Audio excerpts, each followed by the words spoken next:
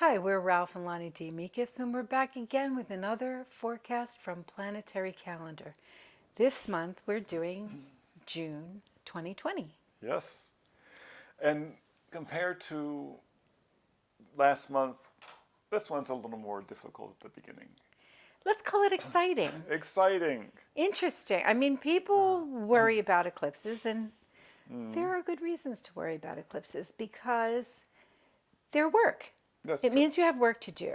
Yes. There's something that's going to be brought to your attention that is going to challenge your emotions versus your sense of identity and your ego. And so when the sun and the moon are in configurations like this, when one is blocking out the other or obscuring the other, one is trying to take the attention or rise to the top, and it's churning up all of these emotional things that require you to take some sort of action. Yes. And they come in pairs, Yes. sometimes in groups of three.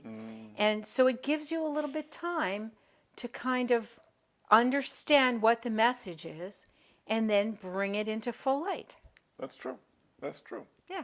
Now, the month actually starts off with a nice sun-trine moon heading towards the full moon, which is always a nice, harmonious day. And I think it is a little bit to fool you that the month is going to go really, really well because things just start off well on the 1st, and then you get to the 5th, and it's the full moon eclipse at 12:12 p.m., which means that in California it's going to happen right at the middle of the day. It's going to be right overhead all along the West Coast. It's interesting because there's also a Mercury sextile Uranus, which sounds like a nice thing, except that Mercury sextile Uranus can also be very disruptive because Mercury is a bit of a prankster, and Uranus is that box rebel. that you crank up and boom, things pop out of. It's like the Jack in the Box. Jack in the Box. Jack in the Box. I mean, and the Mercury can't help but want to turn a little dial. Turn the crank. Yeah, That's exactly. right. So, be prepared for surprises that day. There's a lot of aspects going on to the moon, both supportive and challenging. But the meditation for that moon is there is power in improving your self-talk. Remember, this is in Gemini. It's a communications moon, Gemini Sagittarius. There is power in improving your self-talk. Feed your soul with the poetry of living your life with love. As you think, as you speak, as you write, so you become. The power of that communications to imagine your life, to become the author of your life. Now, the essential oils we recommend are a blend of lemon, which of course is bright, and neroli, which is just absolutely enchanting. It is enchanting. It's Yeah. also a little pricey. You could replace that with ylang ylang, which is a little bit less pricey, but or something a little bit. I keep thinking of pricey ones. I'm thinking of rose or something like But you that can get as you well. can get a dilute version of the neroli where it's been blended with a base oil, which still carries the scent rather beautifully. And the sections for that are sections 3 and 9. So the sections of communication and long-range strategy and philosophy. And I was just looking at the two eclipses, and I thought it might be good to do a little astronomy and explain that the partial eclipse is noted as a partial eclipse because an annular eclipse, like the one that happens on the 20th, is also a partial eclipse. But the difference in the way they cover each other is different. In an annular eclipse, it only covers the center of the sun, leaving a margin around the outside. So it's kind of like a tunnel vision kind of eclipse. So it's partial in that it doesn't block it completely, but there's a rim around it that doesn't get blocked because of the distance. They're not close enough to block out each other perfectly. But in a partial eclipse, that eclipse could happen leaving a little crescent on any of the sides. And so that's called a partial eclipse that's not an annular eclipse. Now, the real interesting aspect that takes place between the two eclipses, and between the two eclipses is normally an emotionally complex time. Being the Mercury-Jupiter eclipse that this one is, Gemini Sagittarius, it's going to probably be a little less emotional and a little bit more frenetic, you might say. But that period of time between the 5th and the 20th will be more intense. But the most significant aspect through there is on the 13th, and it's the Mars is conjuncting Neptune. And Mars is in Pisces, a sign that it's a very intuitive position for Mars, conjuncting Neptune. And you have to watch out at that time for kind of having pains in your body that are might say psychic in nature. You know, it relates to something in your past or something in your surroundings that it seems to come out of unknown places. And if you run into that, really kind of sit yourself down and allow yourself maybe to meditate on it, maybe do the meditation in here, and think about, you know, what comes up to the surface for you, and work your way emotionally through that. Then on the 11th we have Kamehameha Day. On the 14th we have Flag Day, always a lovely time. Coincidentally, the date in which they raised the flag at the Sonoma Plaza in California became an independent republic. At the Bear Flag Rebellion. Bear Flag Rebellion. Then we have Mercury going retrograde on the 17th. Yes, it was.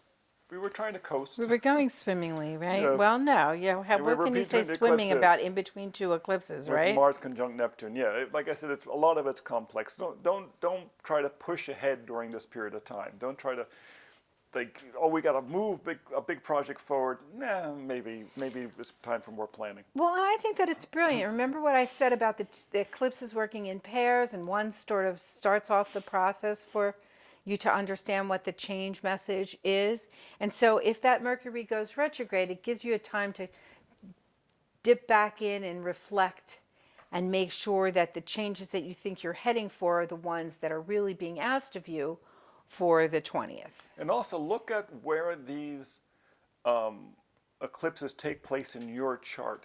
If they're in significant angles or related to major planets in your chart, tiptoe through this, okay? And don't ignore our advice about, you know, staying low. Astrology, many times people will use astrology until there's something they really want to do, you know. No, in this kind of situation, these situations between eclipses, when they relate strongly to your chart, you really have to be aware of that, because you will get kind of pushed to the max if you try to do that. Now, the meditation for the 20th is you honor your ancestors through maintaining a healthy home. The inherited motions of cooking and cleaning are ancestral dance of caring passed through the generations. We so oftentimes discount the things that we do daily to take care of ourselves and take care of our families and our loved ones.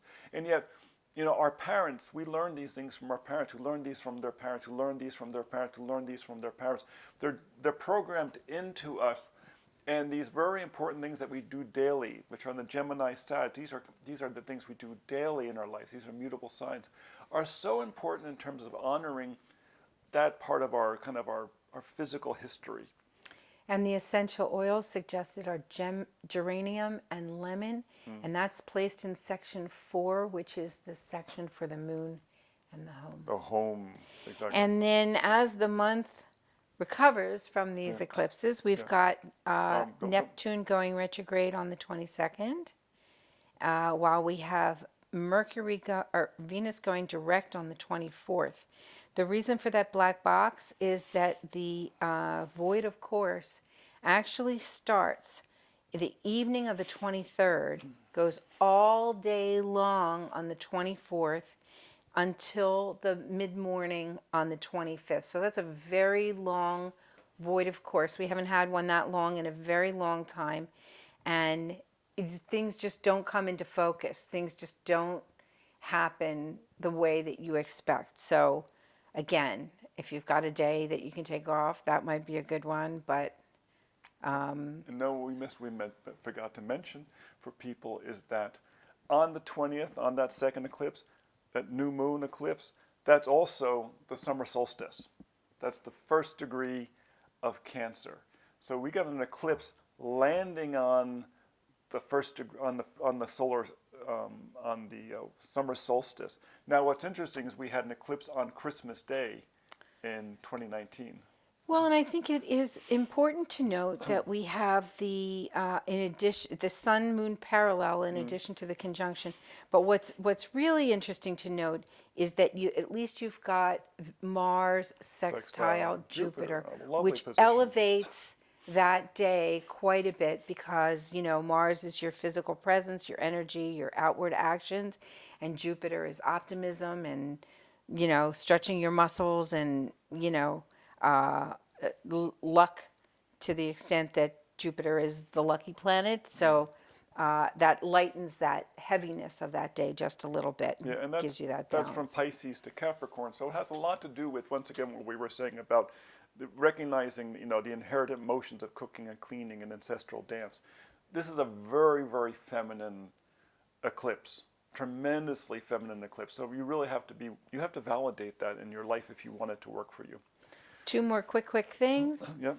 Mars enters Aries on the 27th. Gracias a Dios. So it's out of Pisces, which Yeah. is not very effective for Mars, and into Aries, which is very far in rulership. So Yes. that's really good. And we end on a really exciting Yes. white circle day. I mean, Yes. some white circle days are just, oh, that's a really nice day. No, this is exciting. There's a lot of communication and excitement between the Uranus and the Mercury being involved in all of those. And we get Ralph's lucky sun trine moon. Right. Yes. So please visit us at www.spaceandtime.com to review any of these forecasts that we do, and we'll see you again next time. Yep. Thanks for joining us.